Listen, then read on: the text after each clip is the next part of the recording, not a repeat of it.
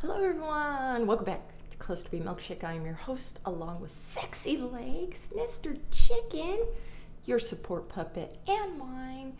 And today we're going to talk about narcissistic psychopaths. Now, all psychopaths are narcissists, but not all narcissists are psychopaths. So I want to give you a few things that I saw off of a video from Top Think about the characteristics of a psychopath in, the outside world, socializing, relationships, things like that. Really, the whole reason is because I was just, clicking and watching, and I'm like, holy shit, that sounds like me. And because I have antisocial personality disorder and made the cut for psychopathy on the Robert Hare psychopathy test, I thought I would bring this to your attention so you can also know the signs.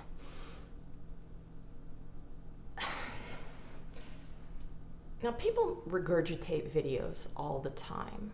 I have made videos on antisocial personality disorder. I've made videos on psychopathy. I've made videos on 30 different red flags of psychopathy. Just give me a fucking break, okay? It's gonna be entertaining. All right. So, number one, social domination. Every conversation is a competition. Yes. We will lay traps, questions to see if you contradict yourself. I cannot stop myself from doing these things. I am watching you like a CIA agent. I am gathering intel from you, and because I believe that everybody thinks like me, so I'm going to think that you're a deceptive deceiver. Okay? Even if I'm not targeting you for anything in a malicious way, my brain doesn't stop. It doesn't, say, oh, well, we're on a good mission right now. It doesn't. It's always looking for these things. So pay attention, y'all. So I will ask you questions in different ways. It could be over the whole relationship. I can bring up a past something that you told me, and I'm gonna see if you are changing your story up or any bullshit like that. Also, down the road, we're gonna get to where we contradict ourselves all the time and double standard, okay? You're the monster. It kind of looks like ears, doesn't it? What the hell? What the hell, curling iron? All right. Then we will withhold information from you because we don't trust nothing. We don't want anything used against us either. And anything that might put you off, make us look bad. For a regular narcissist, it might be shame-based, where they're gonna withhold information from you so, they don't look bad, whatever. But a psychopath would know that if I just withhold this information, I can get you attached to me and then reveal it later. Okay? All right. So, pay attention to, I'm going to say them and me, okay, interchangeably. You get it, all right? Them one-upping you. Anything that you say, anything you do, they can do better. If I tell you, a psychopath, that I do narcissistic education on here and talk about what's going in my head because I am diagnosed, and you start trying to school me on narcissism, yeah, I'm going to think there's something wrong with you. Okay? All right. Catching every mistake. So we're always going to have these, detective, No, but you said. Now this is the contradiction thing. You know, you're contradicting yourself. You said that you didn't talk to that person, but you did talk to that person. You said that you never talked to your exes, but you are talking to your ex or your Facebook friends. And then say a psychopath who gets called out on, you said, and then you're still Facebook friends. Yeah, but Facebook friends, you don't talk every day and blah. Oh, shut the fuck up. Shelving, shut up. All right. And they point out every contradiction. Yes. So your mistakes will give us power over you. I'm keeping all these lists up in my head and I'm just making tallies, just tally marks of the more garbage that you are. Now, a regular narcissist may overlook all these things in you and they may just paint the picture of who they want you to be. And then later, after the honeymoon stage is over, they will start picking you apart. I'm picking you apart day one. I can act like everything is fucking cool and wonderful and great, Actor of the Year award and everything. And I want to see if you have any benefit to me of having you in my life. And I'm just going to keep all these tallies until I'm like fed up with all that and I ain't dealing with this no more. And then Shazam. Okay? Number 2, mass generalizations. Everyone is their enemy. I hate everyone. If you hear somebody say, I hate everyone, they see everybody as cattle, you are ants. All right? There was a twilight zone of an astronaut that went on a planet and he found a little population of tiny little, microscopic people and everything. And he was like this grand god over them. And if they didn't do what they said, he would step all over them. Same motherfucking thing, but it's all up in the delulu of the mind of the psychopathic or narcissistic person, okay? This can go for criticizing. We're always looking for a reason to criticize you. I did this a lot when I was younger. I'm always fucking nitpicking, picking you apart, anything. This also goes along with the narcissistic side of envy. If you think you're better than me, then I'm going to rip you apart. You don't think you're better than me. You're just doing a good job in life, or you're better looking, or you have more friends, or something, okay? But then if the psychopathic part kicks in, it's like, how am I going to get one over on you? So I will rip down your self-esteem, make little jokes. Oh, I was just joking. You're so ugly. I'm just kidding. You know you're beautiful. Right? All right. Then they can criticize groups. So those people, race, religion, your social status, they can shit on you for being poor, or if the psychopath is poor, they shit on you for being rich.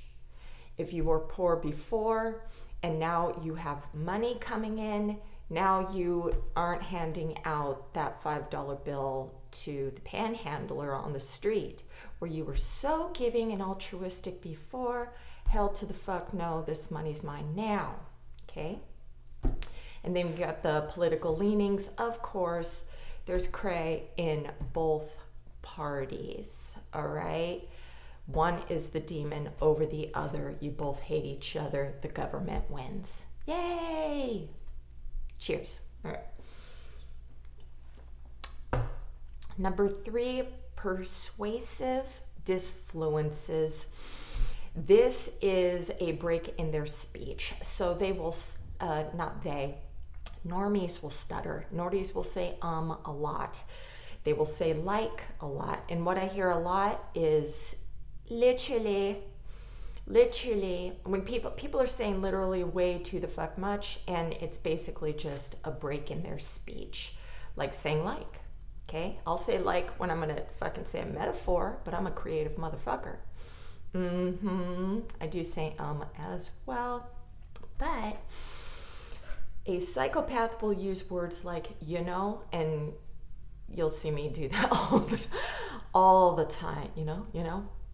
Also, to be honest, you can hear this too. This is going to give you a false sense of safety as well.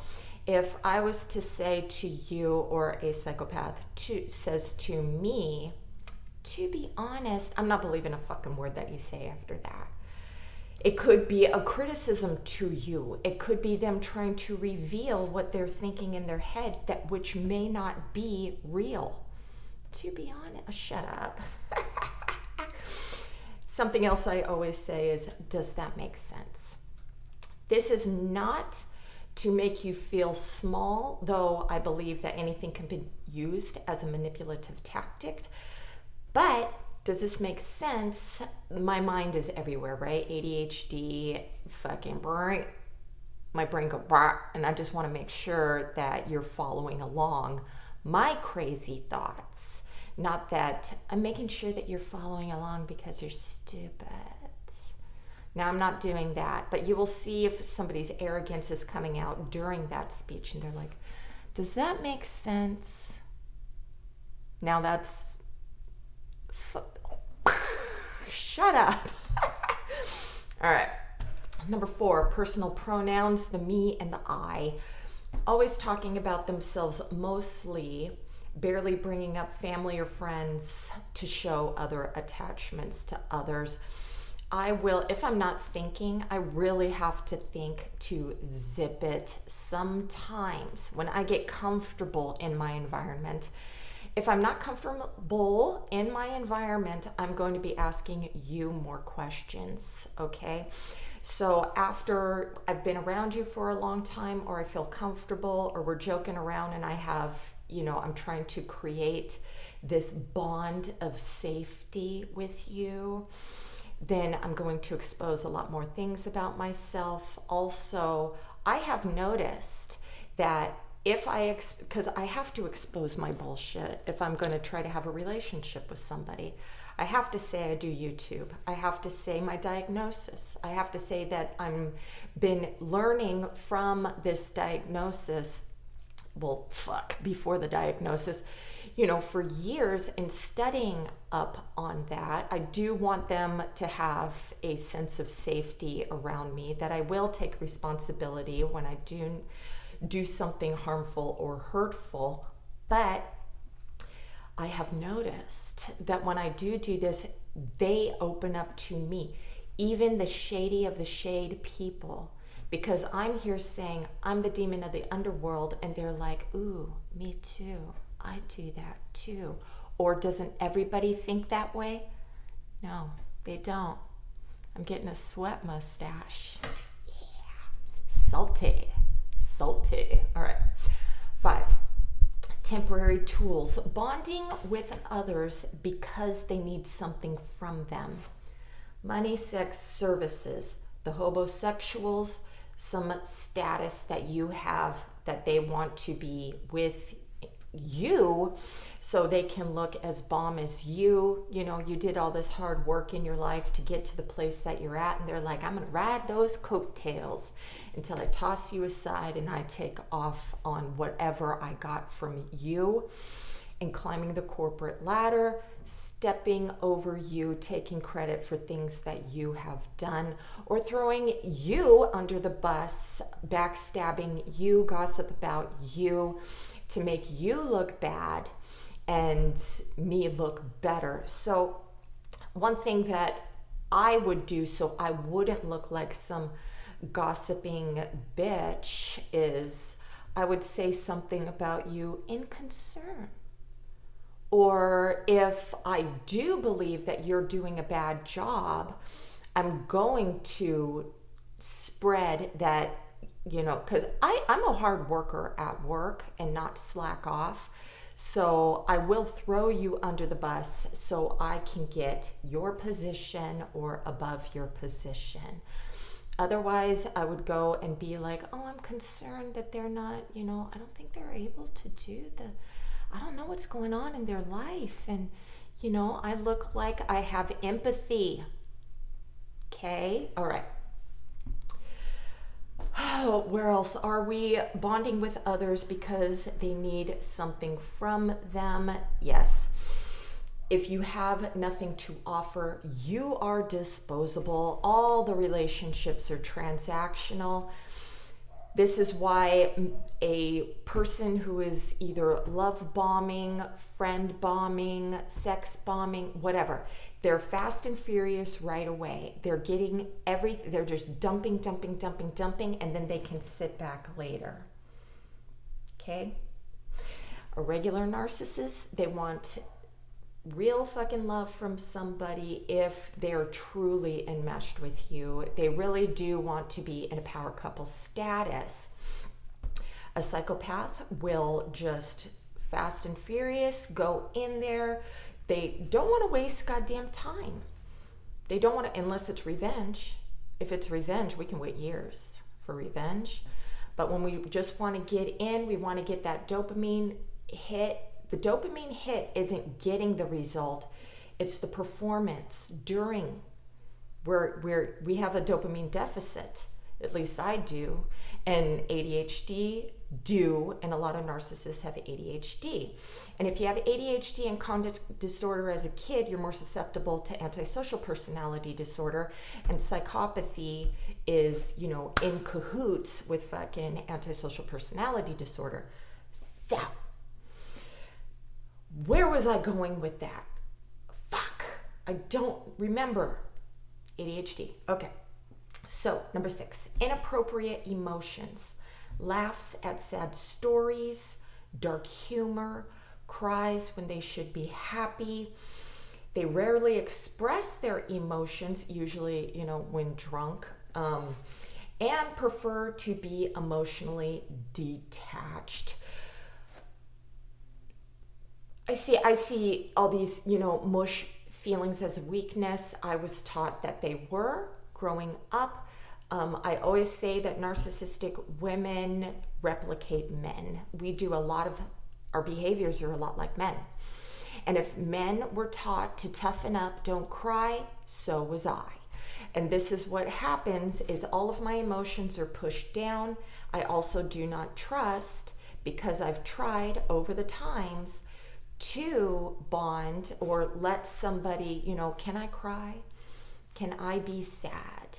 And will you be a safe space for me to do this? And because I pick toxic swinging ram-a-lama ding-dongs, I'm basically sabotaging my own growth by picking these men. So they always show me that, no, I cannot be available for you. And so I never grow in that department, and I'm just keeping everything stuffed down always. And who cares? The guy fucking loves it. He doesn't have to deal with any emotional nothing except for my anger when he falls out of line. Okay? Then we have, and being emotionally detached is we're emotionally detached from you. So, of course, we do not have empathy either. Okay? All right. And another thing about facial expressions and stuff like that, if you pay attention to a psychopathic person and maybe even narcissistic people, it's just flat affect. There is no emotion, no nothing. They can go from, not blink for a long time unless they're neurodivergent, because our eyes will dart all over the goddamn place and stuff. But if I'm paying attention to you and I'm trying to hang on every word, I will be staring at you. And sometimes I won't notice and be like, okay, you gotta blink or smile. Sometimes I'm sitting there like, what is my face doing? Because I'll just be looking at you fucking dead. Duh. And when I do videos too, and if I have too much nothing, I have to make my face do some shit, and I have to make sure that I'm smiling, laughing, making my eyebrows do the thing, and my okay, yeah, it's fucking exhausting, but everything's performative, all right? Okay. Next. 7, biological needs. They avoid their social or emotional needs. Their need to be heard, loved, and understood. We're done with that shit. A narcissist will try to get their feelings validated in something. You know, I do that too when I'm finally in a relationship with you. Then I will. If you don't validate my feelings, like I said before, the brothers usually don't, then I'm fucking done. I don't think that you care. Why the fuck am I still here? So I'm wasting my time, energy, and resources on you, so you better be doing the same shit back to me. There better be safety, money. I don't give a shit about sex unless I'm trying to bond with you, but that's now. In the past, sex is only bait. Sex is only bait. Some people with personality disorders are very hypersexual. Even people with ADHD are hypersexual. And they will use you just for sex. Me, it's just, I'm just getting you attached through the Arby's beef and cheddar sandwich. Okay? All right. Then, where are we? They believe these needs don't exist. Yes, over time, it's like, fuck it. It's too painful. And the painful feeling is like that for me. It's like, okay, you don't give a shit about me. Done. You know, the feeling's gone. You know, trying in the past with your parent, you've been hurt so many times over and over again, and they don't give a fuck about your feelings. I'm sure you guys still have parents now who still don't give a shit about your feelings, and you know how painful that is. It makes you angry, and then you start getting into fights with your parents, and they don't fucking care. They don't have the capacity to give a shit because they can't put themselves in your shoes to give a fuck. And then you're like, they don't love me. And it's like, well, we see love in a different way. If we're taking care of your needs in other ways, then we care. You are an extension of us, so we think that you are part of us and not a separate entity. So I care type shit. Okay. They have to appear strong at all times. Yes, expressing emotions is dangerous and a sign of weakness. Yes, this is why we will mock you when you are in a vulnerable state. Okay, or we leave. You'll also, you know, we won't take care of you when you're ill, you're broken, you're not doing your job. So get the fuck away from me. And then they'll either just ignore you, mock your pain, or if you're on your deathbed, they're already finding a replacement. 8, strategic avoidance. They leave out important parts of their story to frustrate you. Yes, this can range from gossip to their own personal history. They're vague. So if I'm dealing with my beautiful toxic dudes and they are being vague on something and they'll try to switch up the story or revert it back to me, I'm like, cool story, bro, but you didn't answer the question. Okay, all right. Number 9, self-contradictions. Like I said, they will contradict their own opinions. You'll see this in behaviors too, of course. Nothing, you know, that's why you're like, oh my God, I'm so fucking confused. You said this, you know, last week, and now you're saying this. You used to be advocating for this party, and now you're over here. Or you said that you hate everybody, now you don't? You're a fucking woman hater? You told me how much you fucking hate women and all this shit, and now you said, no, I love women. Because the narrative right now is not to hate. The narrative now is, oh, I'm an understanding individual. Now I know. Now I know. Oh my God, she fucking gets on my nerves, blah, blah, blah, blah, blah. Oh, they're fucking great. Oh, yes, I do want to help you. Oh, yeah. Oh, well, you know, It's easy to lie in the moment.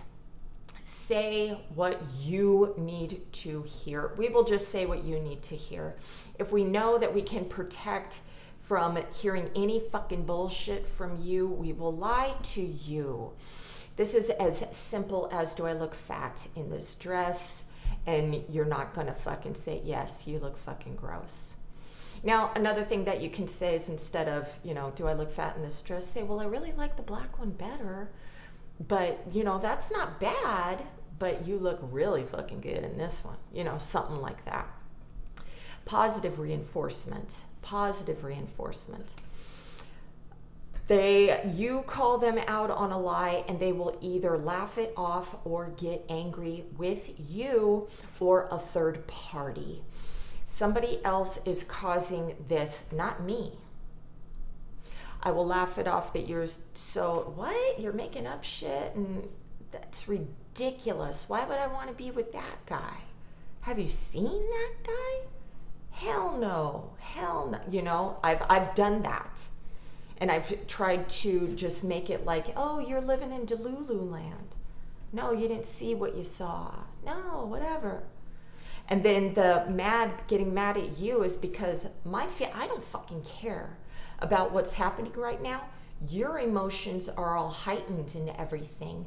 And then I'm going to get mad at you of trying to guilt me or fucking have remorse or something. And it's like, I don't give a shit. My feelings are not connected to whatever you're fucking doing. I don't want to talk about it anymore. Just leave me alone. And then you're going to get fucking tired of it. And you're either going to compartmentalize the bad and just be like, okay, well, at least he's or she is treating me better right now. Or, if I don't knock it off, the silent treatment is going to continue, or some fucking crazy shit like that.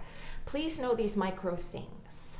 Because if these things are happening to you, you need to be done. You don't need to set up a jury and a judge and present evidence, because we're just going to be like, I don't give a shit, or I don't care. Or you're going to see, I've seen 1,000 fucking times people showing texts of them being like, think what you want. Whatever, bro. Okay? All right. Then lastly, emotional landslides. Psychopaths bottle up their emotions and stuff their feelings down for months or years at a time. They ignore their problems, run away from conflicts, yes, and tune out anyone who tells them to change. That is 100% correct.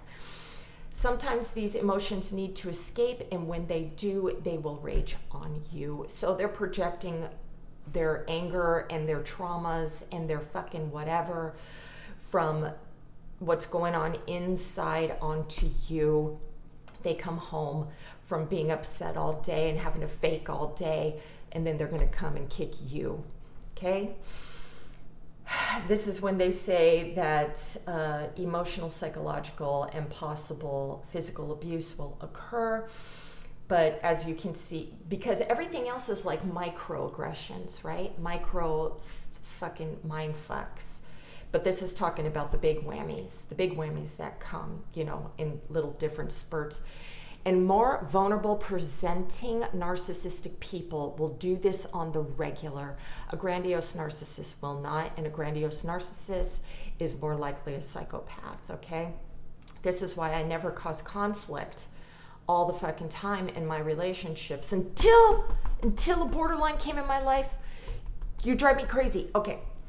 Then they showed a narcissistic collapse, and this is not always the case because we feel that we are justified by our anger and we blame everyone but ourselves. A narcissistic collapse it has to be a major fucking event. Unless you're with a vulnerable presenting where the sky is falling all the fucking time, you will not see that from a psychopathic person, I believe, okay? I'm also talking from my own goddamn mind. Take what you want from this and leave the rest, okay? All right, so I hope that was helpful. Have a great day. Namaste.